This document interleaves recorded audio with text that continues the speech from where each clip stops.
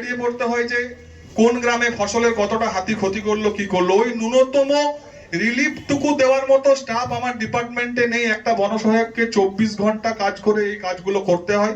তারপরে বিভিন্ন অফিসিয়াল যে সমস্ত কাজ আছে তারপর ওগুলো করে এসে তাকে করতে হয়।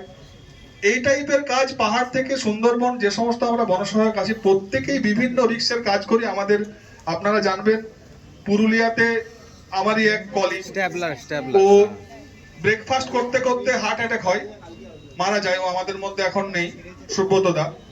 তো এইরকম কাজ।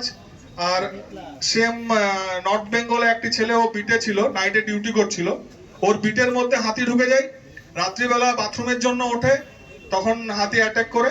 ছেলেটি আজকে সম্ভবত এখনো পর্যন্ত শিবুদা নার্সিংহোমে ভর্তি আছে, অপারেশন হয়েছে নার্সিংহোমে এখনো পর্যন্ত। নর্থ বেঙ্গল মেডিকেল কলেজে নার্সিং মেডিকেল কলেজে ও অপারেশন হয়েছে, ও এখন মোটামুটি সুস্থ, নাকি শিবুদা? সুস্থ, এখন স্টেবল আছে। তো স্যার আপনাদেরকে এটাই আমাদের রিকোয়েস্ট, আমরা যারা 24 ঘন্টা ফিল্ড লেভেলে ডিউটি করি এবং আমার এখানে যারা কলকাতা, হাওড়া, হুগলি প্রত্যেকে আমার যে সমস্ত কলিগ